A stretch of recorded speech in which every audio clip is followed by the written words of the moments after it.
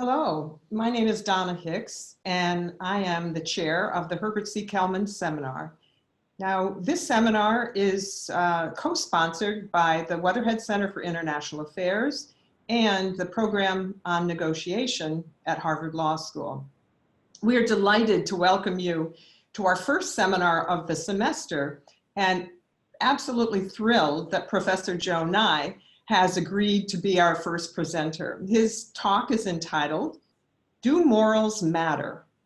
Presidents and Foreign Policy from FDR to Trump."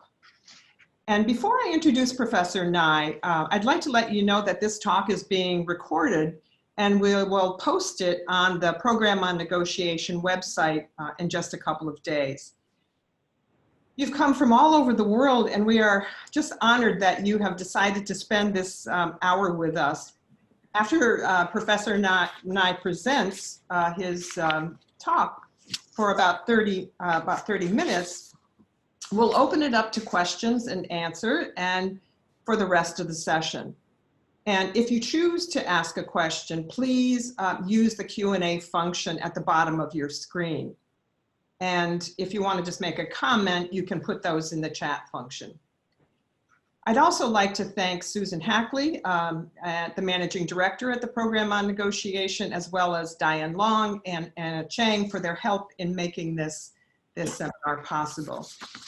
Now I'd like to introduce Professor Joe Nye. He's a University Distinguished Service Professor Emeritus and former Dean of the Harvard Harvard Kennedy School of Government. He received his bachelor's degree summa cum laude from Princeton University, won a Rhodes Scholarship to Oxford, and earned a PhD in political science from Harvard. Professor Nye has served as Assistant Secretary of Defense for International Security Affairs, Chair of the National Intelligence Council, and a Deputy Undersecretary of State. His most recent books include The Powers to Lead, The Future of Power, Presidential Leadership, and The Creation of the American Era, in addition to what you're going to hear about today, Do Morals Matter? Presidents and Foreign Policy from FDR to Trump. He's a fellow at the American Academy of Arts and Sciences, the British Academy, and the American Academy of Diplomacy. In a recent survey of international relations scholars, Professor Nye was ranked as the most influential scholar on American foreign policy. And in 2011, the publication Foreign Policy named him one of the top 100 global thinkers. And in 2014, Japan awarded him the Order of the Rising Sun. So Professor Nye, we're so happy that you are here with us today, and I'm going to turn it over to you. Thank you very much, Donna. And I must say that it's an honor for me to be able to give a Herb Kelman seminar because Herb was still is my colleague, but he has been for many years, and I just have enormous respect for everything he's done. So I'm privileged to be able to give the seminar. Let me say a few words about the book that I just published called Do Morals Matter? And people often ask me, why would you bother? Why would you write such a book? Or as one somewhat cynical friend told me, well, it must be a short book. And there is a conventional wisdom that in international relations, everything depends on national interest, and that interests bake the cake, so to speak, and then politicians spread a little bit of moralistic icing on it to make it look pretty, but it's all about national interests, so morals really don't matter. Indeed, when I was working in the State Department years ago, I once said to a French diplomat during a sort of a break between our negotiating sessions, I said, do you ever think about the moral implications of the issues that we're dealing with? He said, morals don't matter. The only thing that matters is the interest of France.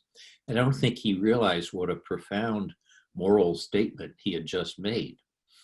So I was interested in writing a book which looked at the 14 American presidents who have been in office since 1945 and asking whether that view that morals don't matter would give you an accurate history of the period or an inaccurate history. And what I think I've shown in the book is by looking at these 14 case studies, is that you're going to get history wrong if you have this cynical view. I think you can find in a number of the cases that I've described evidence for this view that I've just expressed. But I think the one that probably is most striking is the case of Harry Truman. Harry Truman is often criticized for dropping the atomic bombs on Hiroshima and Nagasaki. Indeed, when Oxford offered him an honorary degree in 1948, famous British philosopher Elizabeth Anscombe refused to attend the ceremony because of what she regarded as the immorality of Hiroshima and Nagasaki. But as I did the research on this, it turned out to be a much more complex situation than it first appears. For one thing, in 1945, in August 1945, there was a third bomb. It was on Tinian Island, and it could have been dropped. And Truman basically told the military, no, he was not going to drop a third bomb because he didn't want to kill that many more women and children. But even more striking is Truman's behavior in 1950 during the Korean War, when the North Koreans had pushed south across the 38th parallel, almost driven the Americans into the sea at Busan. The Americans fought back and went up across the 38th parallel again, went up to the Chinese border, to the Yalu River. China then intervened and pushed the Americans back down the peninsula again. And Douglas MacArthur, the commander in the region, said to Truman, you're going to lose this war, or at best it'll be a stalemate, and I will win it for you if you allow me to drop 25 to 40 atomic bombs on Chinese cities. Truman said no, and he said no partly for practical reasons, though remember, there was no deterrent on the other side, no nuclear deterrent by that stage. The Soviets had exploded a device, but they didn't have an arsenal. What basically was behind Truman's choice was his moral view. He didn't want to kill that many more children, as he put it. And if you think of the importance of that decision, it established what our colleague Tom Schelling once called the nuclear taboo, the idea that nuclear weapons were to be used for deterrence only and not for warfighting. If Truman hadn't made that decision, the world today would look very different if nuclear weapons were normal warfighting weapons. So in that sense, I think the case of Harry Truman and the nuclear taboo is an illustration that indeed morals do matter, and they can matter in a very big way. There are other cases among the 14 presidents I mentioned which illustrate the importance of the moral views of the president and how he applied them. But instead of dwelling on each of those, people can read that for themselves. Let me say a little bit about how, if they matter, how should we go about judging them? In other words, what is a moral foreign policy? How should you think about it? And in the past, all too many Americans have taken the position that if we do it, then it's okay because we're a good people. And that's sort of what you might call the argument from American exceptionalism. We have a self-image of ourselves as a moral people. Therefore, if we do it with good intention, it must be good. First of all, if you look back historically, when the United States took half of Mexico and tortured Philippine rebels in the time of the Spanish-American War. We haven't had that great a moral record. But even more important, just to talk about the intentions that a leader or a country has is not sufficient. There's the great proverb that the road to hell is paved with good intentions. So my argument is that when you have somebody like George W. Bush's press secretary, Ari Fleischer, who says you have to admire Bush's moral foreign policy because it had great moral clarity. He pronounced a freedom agenda for the Middle East. I think that's insufficient. You really don't want to rest on that type of an argument.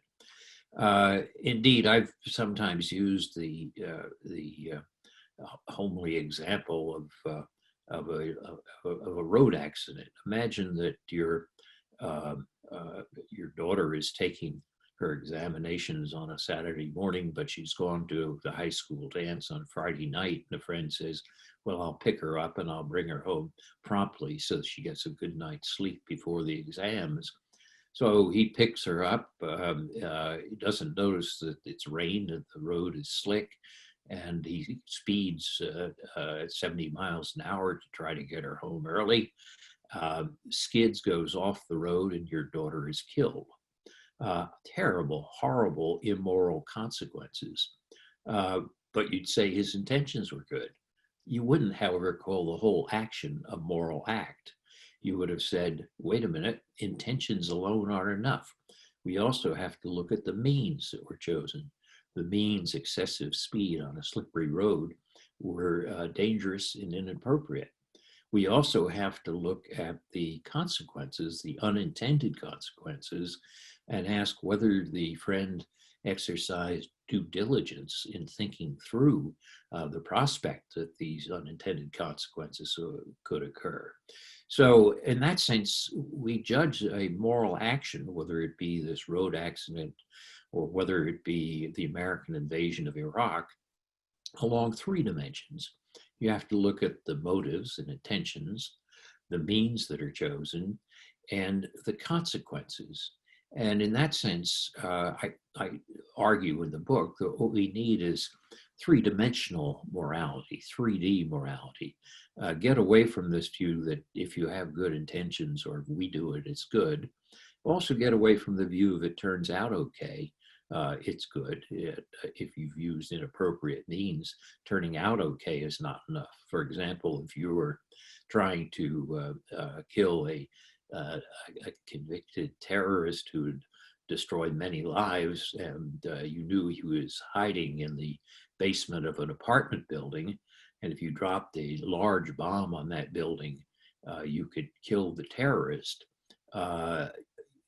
But if in the meantime you killed 100 families in the building, you'd say those means were inappropriate. They were disproportionate to the action. So you might say, well, I accomplished my goal, which was to kill the terrorist, but you used means that were immoral because they were disproportionate. So in that sense, the book really is a plea for thinking of how do you do reasoning, good moral reasoning, in three dimensions, motives, means, and consequences. So I try to develop a little scorecard and then do an exercise in giving a report card to each of these 14 presidents. The scorecard basically takes those three dimensions, motives, means, and consequences, and then tries to look at more detail in terms of what we should look at as we try to give them a grade. So for example, on intentions, or goals and motives, we ask, what is the president's moral vision? Did he express attractive values? And did he have the emotional IQ to avoid contradicting those values because of personal needs? Notice I say he, because all the presidents since 45 have been he, though that may change. And the second item under intentions is prudence. Did the president have the contextual intelligence to wisely balance the values pursued and the risks imposed on others?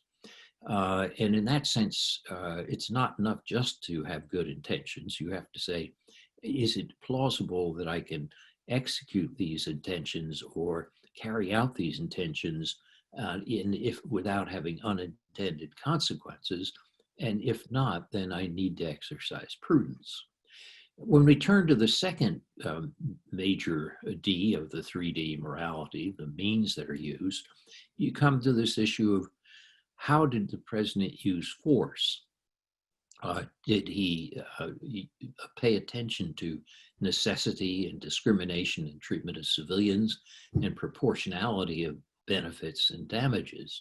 These are traditional criteria that have come down to us over the centuries through just war theory.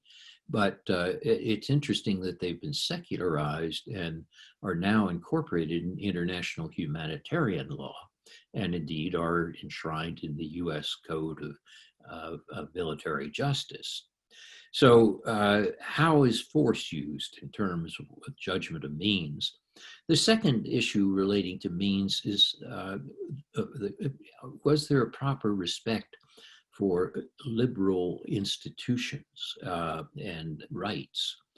Did the president respect and use the institutions at home and abroad, which made sure that the rights of others were considered? So those are how we judge the two things we think about in terms of motives or intentions, moral vision and prudence. In terms of means, how he used force. Did he pay attention to the liberal concerns for the rights of others? And that brings us finally to the third dimension, which is consequences. Now, consequences becomes very complex because a president is a trustee. He's a fiduciary. He can't just indulge his own personal whims or preferences in terms of moral actions. He's also responsible for those who've entrusted him with power to protect their interests. And in that sense, a president sometimes may have to take actions which he may not like, particularly in terms of his own moral code, but which are necessary for protecting others. In that sense, we ask, was the president a good fiduciary? And that is sometimes a hard case to judge, may vary with different circumstances. One of the most dramatic such examples historically was the case in 1940 with Winston Churchill and what he did to the French after the Germans swept through the Ardennes and captured Paris. Churchill was afraid that the French government, the Vichy government, would hand over the French fleet to Hitler, and that this would make it impossible for the Royal Navy to continue to defend Britain. And so he bombed his ally. The British attacked the French fleet and killed 1,300 French sailors. Now you could say that's an extraordinary, highly immoral act. But on the other hand, from Churchill's point of view, it was a matter of survival for the people who had elected him to be prime minister. And that's an extreme case. It's probably one of the most extreme cases, but it does illustrate the problem that Michael Walzer and others have called dirty hands, that sometimes a leader, to be a trustee or fiduciary, has to take actions which go against his personal moral code.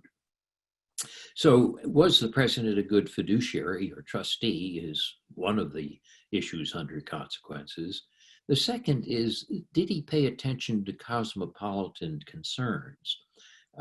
Did he minimize the damage to other people's and try to consider their interests rather than thinking just in terms of those who are his electors and who have made it for whom he is the trustee. So you want to balance those things. And the third issue under consequences that you have to take into account is what was his educational role? Did he respect the truth and build credibility? Were facts respected? Did the leader try to create and broaden moral discourse at home and abroad? And that sets the scene for greater moral actions in the future. So with that scorecard, that three-dimensional scorecard, I took the 14 presidents and I gave them a ranking. The ranking, people shouldn't take too seriously my rankings. I'm more interested that they use a scorecard like this to make their own rankings. But I divided the presidents into three categories. The top quartile were, in my view, Roosevelt, Truman, and Eisenhower, and George H.W. Bush, the first W. Bush, who basically presided over the end of the Cold War without a shot being fired.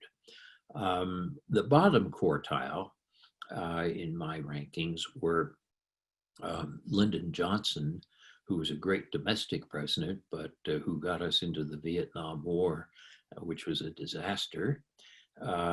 Richard Nixon, who also, I think, mishandled the Vietnam War, though he may have had other accomplishments. George W. Bush, the son of the first President Bush, who I ranked in the top, I rank his son in the bottom, and that's primarily because of the invasion of Iraq and the failure to think through the consequences of that actions.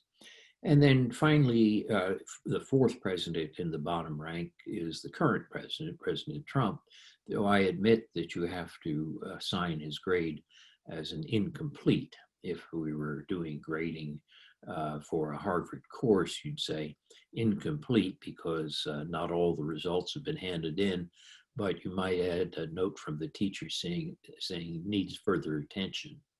But in any case, those are my top and bottom ones. The rest of the presidents stretch out in between. Some do better, some do worse, but most do reasonably well. And very often, moral considerations were important for how well they did. Jimmy Carter and human rights is a case in point.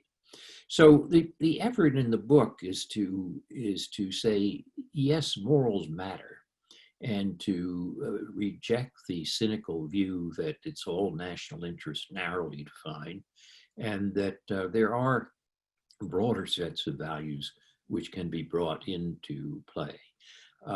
It's not true that everything is like Churchill, the dilemma that Churchill faced about survival in 1940. So that when you have a case like the murder of the Saudi journalist Khashoggi in the Saudi consulate in Istanbul, you can't respond as though it's the same as facing the French handing over their fleet to the Nazis in 1940. So even the Wall Street Journal, which has a very conservative editorial page, criticized President Trump for failing to say something about the values that were involved. When he said on the Khashoggi murder that, well, it's a bad, tough world out there, just get over it. The journal said, no, he should have said more. He should have done more to assert the importance of American values. In other words, you can start with a sense of realism. What is the prospects for survival? What are the prospects for managing this situation? But after you started with realism and a sense of prudence, you don't stop there. You then can go on and consider cosmopolitan values and liberal institutional values. And I think that is the key to success, which is to realize that just to say that it pays to start with realism doesn't mean you stop with realism. It means there's more to be said as well. So by looking at these 14 cases, what I've tried to do is show that morals did matter, And then I've tried to show that when you're making your own judgments about what you think is a moral foreign policy or not, you have to think beyond just intentions. You have to look at all three dimensions of, if you want, intentions, means, and consequences. And then we may still disagree as we try to assess the circumstances, how we rank a particular president or not. There are always trade-offs in something as complex as foreign policy and international affairs. But I'm less concerned about whether people agree with my particular rankings. I may want to change my own rankings with further thought or further evidence. The important thing I want is to get people to realize, yes, morals matter, and we need to do a more complex process of moral reasoning when we try to argue what is a moral foreign policy, and that includes looking at all three dimensions, motives, means, and consequences. So let me stop there because I'm much more interested to hear what our participants have to say and to respond to their concerns. So I'll end there, and but my ears are open. Okay, thank you very much, Professor Nye, for that presentation. I think you helped us see the complexity of the decision-making around this, and I really appreciate that three-dimensional, questioning about how do we come to a conclusion about moral issues. So thank you for that. Was really, really remarkable. We have some questions, and let me start with. There are several related to President Trump, so this one is probably one that could reflect several of the questions. So this is from Pamela Strawgate, and Pamela wants to know, in your opinion, Professor Nye, what can justify Trump's explicitly stated choice of sacrificing American lives to bring back the economy, rather than managing both like several other countries? No pretension of morality in a classic sense. Well, I cannot defend that. I think that the president, by the evidence presented in the recent book by Bob Woodward, did know better. It wasn't what you might call an honest mistake. And I think that there are trade-offs to be considered. For example, with sending children back to school, there are some risks of an increase in infections, and the infection is being transferred to older grandparents and teachers and so forth. And given the damage done to young people of missing a year of education, you can say, well, then we have to make a complicated type of trade-off, or at least to try to design the way in which we return to school in such a way that we minimize any deaths. But unfortunately, that's not what I read in the Woodward interviews about how Trump calculated this. I think he was basically thinking about his personal advantage in re-election, if we're to believe the Woodward accounts, and they are backed up by tapes with the president. So I'm afraid I can't find a way to justify what the president's done.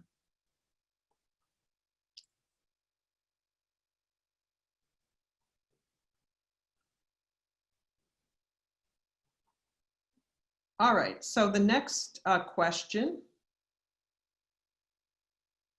is by Fen Hampson, and many of your examples relate to the use of force. What role do morals and your framework play in economic policy, especially as they pertain to matters of distributive justice, or does morality stop at the economic water's edge? Is a populist American first economic policy, as opposed by Donald Trump, moral or not? Well, it's a good question, Fan, as always. And no, I think you apply the same moral framework to economic issues as you do to issues related to force. This can take a number of different forms. One is in the area of economic sanctions, you may choose not to sanction a whole people because you are going to hurt poor people who don't have much say, particularly in an authoritarian system.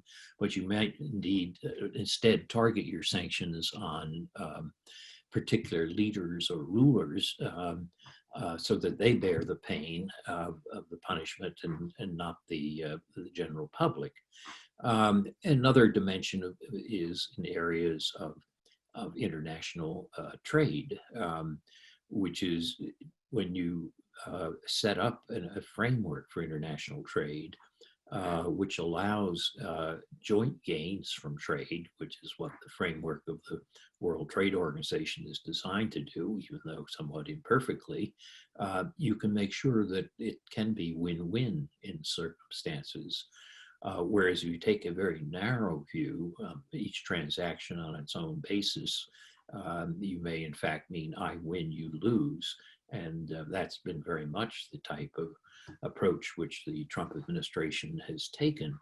So I think when you approach the issues in the economy, you see that the same framework can work. It also can work in areas related to ecological interdependence. For example, if you look at issues like climate and climate change, you can create a framework which you ignore the interests of others or in which you include the interests of others. The Paris Climate Accords were an example of this. So there are, which alas, the US has withdrawn from, at least for now. So there, I think you can use the same framework for these other issues.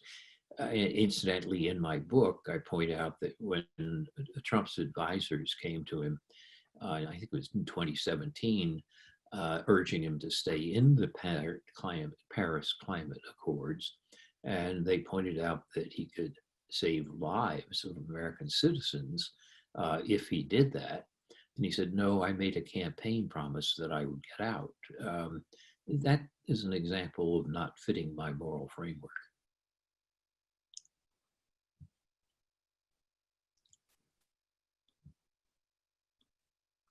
Okay, thank you. So the next question that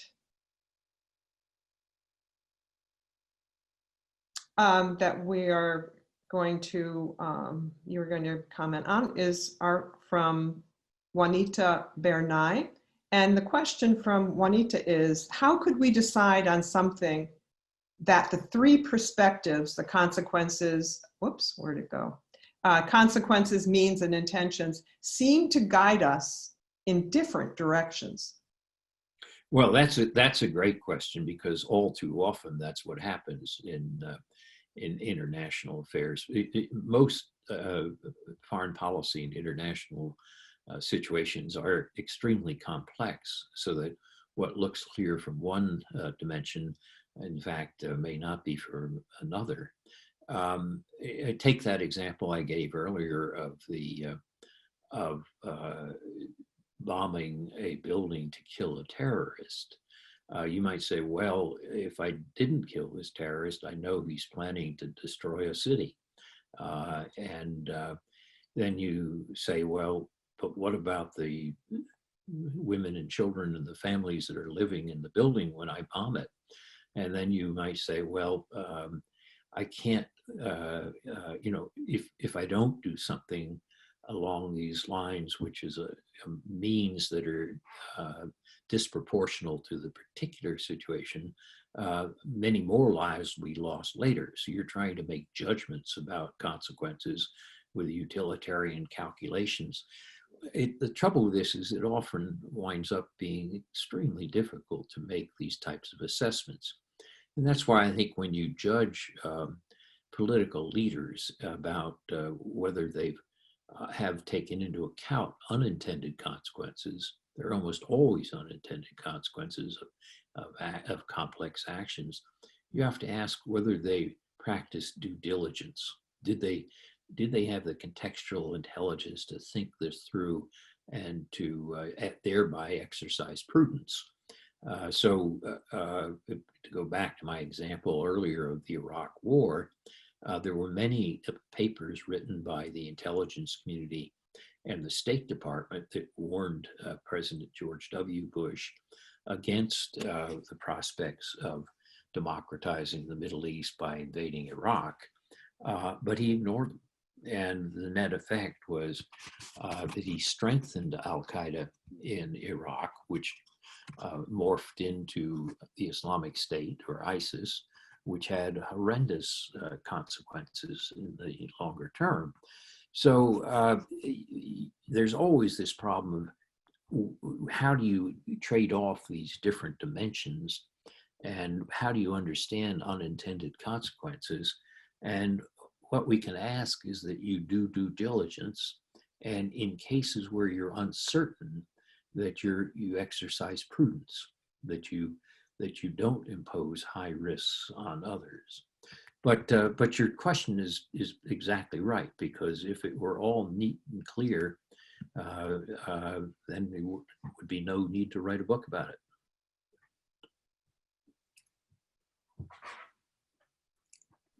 Okay, thank you. The next question that we have is from Brad Thayer, and he wants to know, are morals universal enough for such scoring to have wide meaning? Well, that's important, Brad, because there are certain things where you can have a fairly wide moral acceptance, and there are other areas where you can't.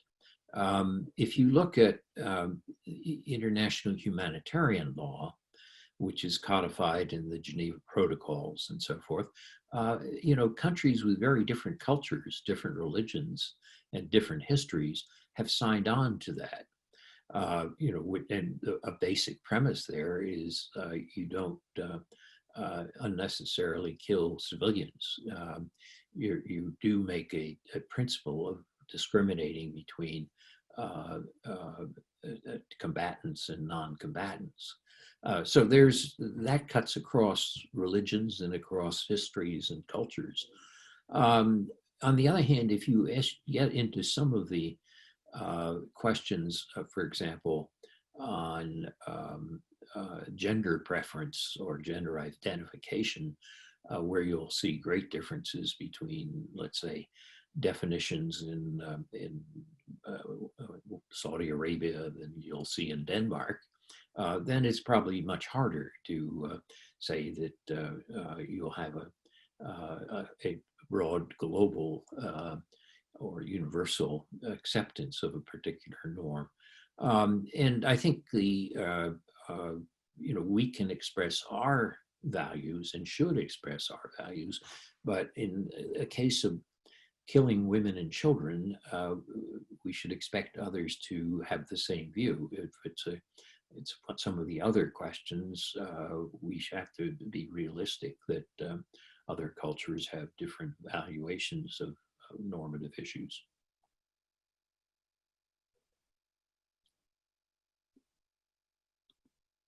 Okay, we have a question from Daniel Espinoza, and he'd like to know, Professor Nye, whether your views were inspired by specific ancient thinkers.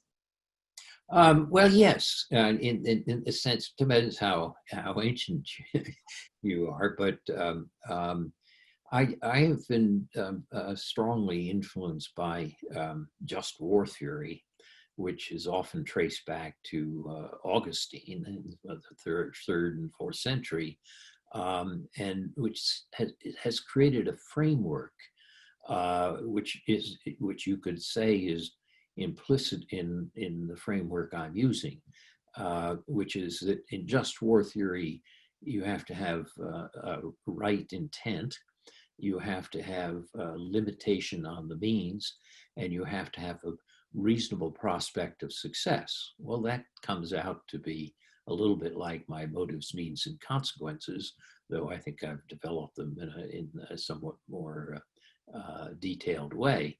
And that just war theory, Augustine's just war theory, was adapted and changed over the years. But as I mentioned earlier, it is the basis for the Geneva Conventions today. So that's a pretty clear example of where an ancient thinker, at least if you take 1800 years or 1700 years, that seems ancient to me, did have a strong influence on my views. Okay, thank you very much. We have another from Dominique Solari. And Dominique wants to know if you were able to determine whether the president's moral values and intentions originated. For example, were they rooted in their education and upbringing, or from advisors, or possibly from public values? Well, I think all of the above. What's interesting is that the most intriguing to me are the ones that are rooted in upbringing. In other words, if you take somebody like Harry Truman, to go back to that example, he was surrounded by very strong advisors, but he also had a very profound sense of who he was and his own personal moral code. If you take somebody like Jimmy Carter, he had a number of strong advisors, but his feelings about human rights were very deeply rooted in his own Christian biblical traditions in Georgia in the South. So I think you'll find that different presidents, there were different degrees of influence of advisors as opposed to reflecting public opinion, as opposed to going back to one's own deeper roots. But I think the most interesting to me is the number of presidents in which those early influences were crucial.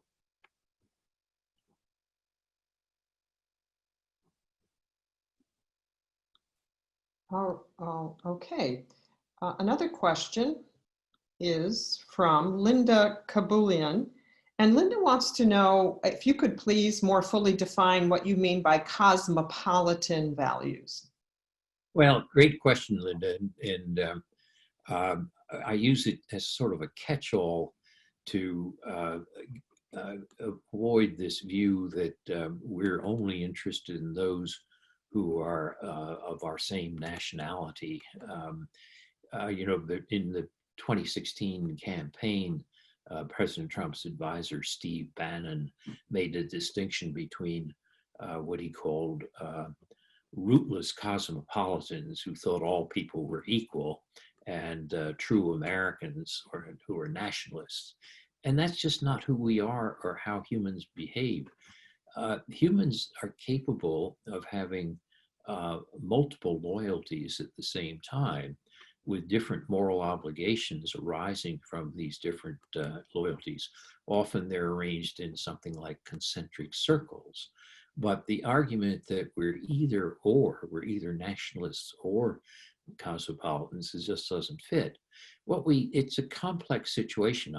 In the book, I use this little example that if we were sitting by the beach reading a book and you heard somebody cry for help, you would presumably put down the book and try to help the child. And it wouldn't matter whether they cried out in English or they cried out in Spanish, or French or Russian. You'd go to help them in any case. In other words, the human desire to help another human is there, and it's not just limited.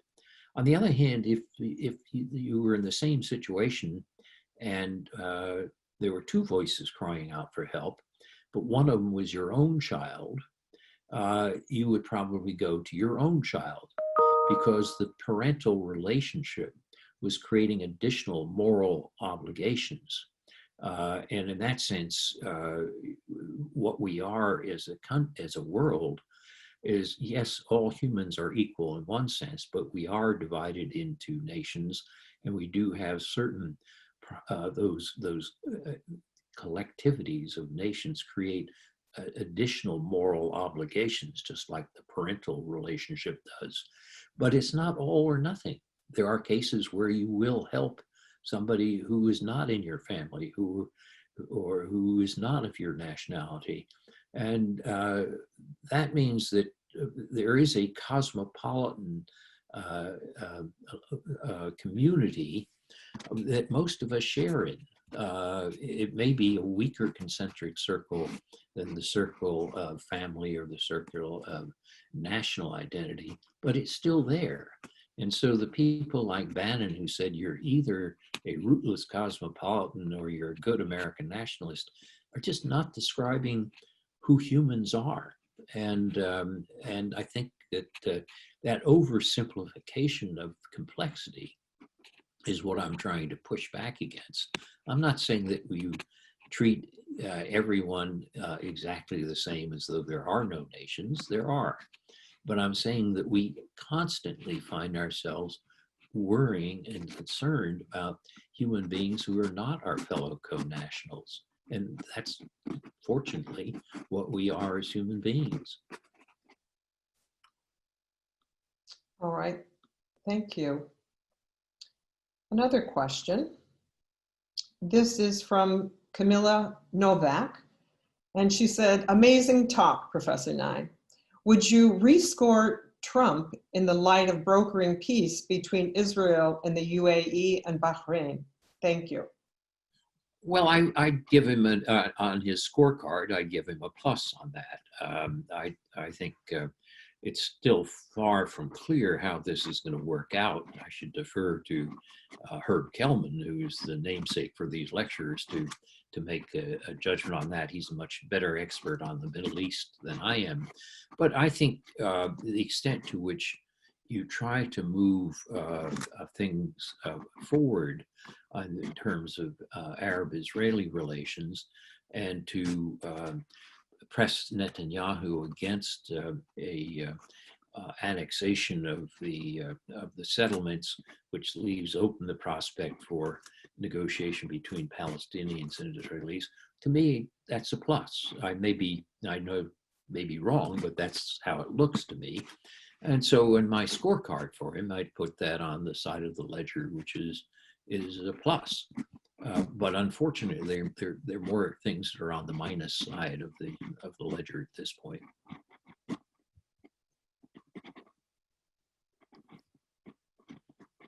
Okay, another question is from Osaloka Sawyer. And Osaloka wants to know, at what point did America develop her moral compass per se? Juxtapose that, whoops, excuse me, it just bounced off the screen. Osaloka's question, okay. At what point did America develop her moral compass per se, and juxtapose that to the current immigration stance, the presumably systemic racism and the killings of Christians and Muslims in various parts of the world? Well, the U.S. actually starts out with a self-image of itself as a moral people. Remember the Puritans who fled England to settle in North America believed that they were worshiping God in a purer way, and they thought of themselves as more moral than of the people they'd left behind in the old country. So that self-image, which sometimes is called part of American exceptionalism, has been there right from the start. But as I suggested earlier, we haven't always lived up to that. I think the current period of how morality plays in American foreign policy really dates from the period after World War II, when leaders like Roosevelt and Truman and Eisenhower realized that the isolationism of the 30s had been a big mistake, and that you had to develop institutional frameworks for relations among countries, which was represented by the United Nations and the Bretton Woods institutions. And that was complemented by the Universal Declaration of Human Rights, which set forth a set of moral principles which a lot of countries and civilizations, religions adhere to, though not all and not in all the details. And that type of framework is much more prevalent in the period after World War II. But again, it's still imperfectly applied. More particularly, I think the role of human rights in American foreign policy becomes more important with the Carter administration in the 70s, which is partly a reaction to the Vietnam era, the Vietnam War. And so there has been an increasing role of moral issues in presidential decisions, I would argue, in the period to date. But it still leaves us with some very horrible dilemmas. I mean, if you take a president who was as serious and thoughtful as Obama, and who did pay attention to prudence and to visions and values and so forth, and you look at how he had to wrestle with what was the right answer to the Arab Spring, and in particular, how do you deal with something like the Syrian civil war? It shows that even when you have an increased role or concern about morality, it's not an easy task. And that description of the killing that goes on is a dilemma, even with an increased concern about morality.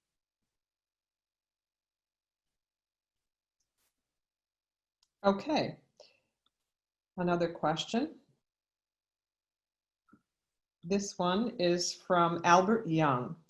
And Albert wants to know, if you were to look at the world leaders today, would you say that the moral standards are being upheld, or on the contrary, are they being or are they not being held to the standards?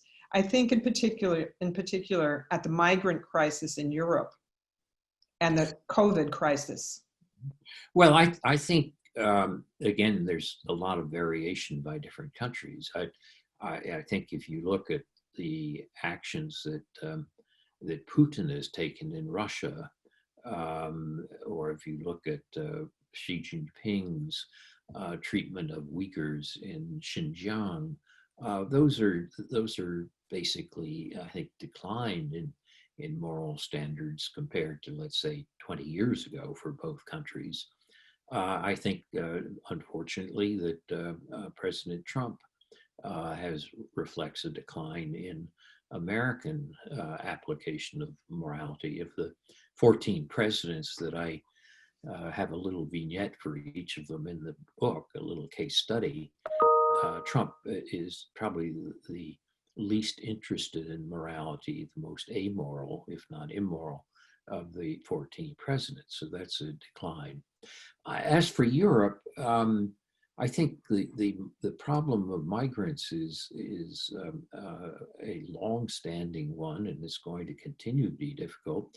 I was very impressed, though, by Angela Merkel and her response, I guess it was in 2015, to the exodus from the Syrian civil war. But it had a cost. It led to the strengthening and rise of the right-wing German political parties, the AfD, and so forth. So I think we've got a mixed bag. There still is a convention on refugees. There still is an international migration organization. There still are court cases which require a decent treatment of migrants, but they're also often flouted, and the countries often turn their heads so that they don't see some of what's been going on. So it's a mixed bag. I mean, some areas are better, some areas are worse, and some areas it's on the one hand, on the other hand.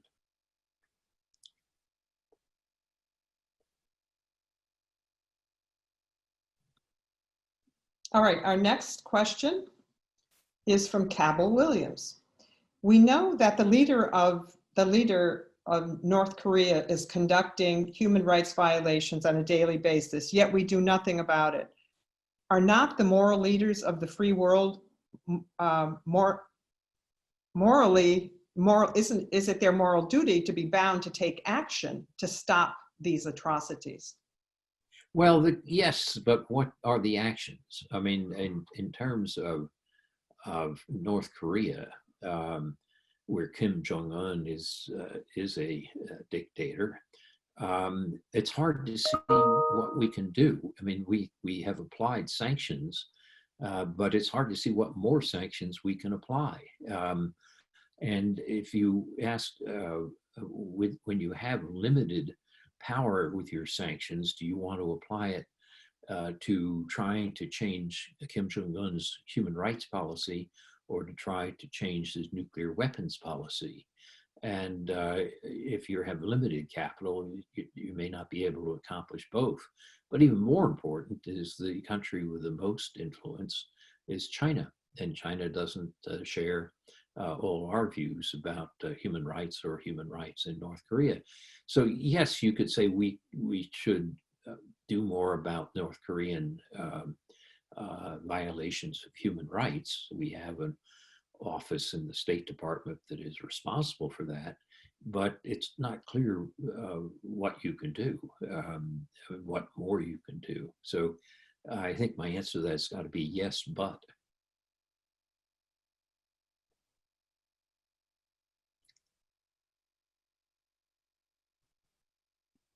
All right, we have another question. We have so many questions. I'm trying to get to them. This is from E.T. Chin, and the question is this: what is the relationship between a commitment to truth and morals? Would it be immoral to distort the truth or to propagate untruths? Well, that's interesting, because I do discuss that in the book. There's a fair interesting case to be made that sometimes a president lying may be a moral action. For example, for when Franklin Roosevelt exaggerated things during the run-up to World War II, because he was trying to awaken the American people to the threat that was posed by Hitler, he told some lies. And you could say, well, in retrospect, maybe I'll forgive those lies. But there's a huge difference between that and if the Washington Post fact checkers are correct, the fact that Donald Trump has told 20,000 lies in less than 4 years in office. And the problem with that is that when you tell that many lies, you debase the currency of trust. And when you debase the currency of trust, it's hard to have any moral actions.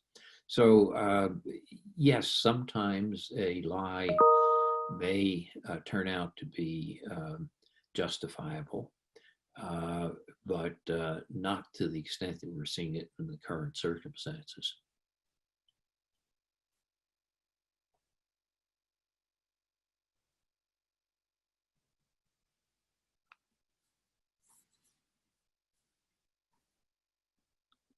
All right, this will be the last question, Professor Nye, that we'll have time for.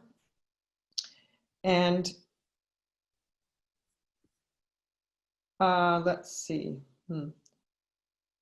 Okay, this is from Michael Hess, and he wants to know, nothing being 100% communications being misrepresented and or misunderstood, institutions being complicit in their respective roles to the public, do you believe morals not first need some semblance of trust?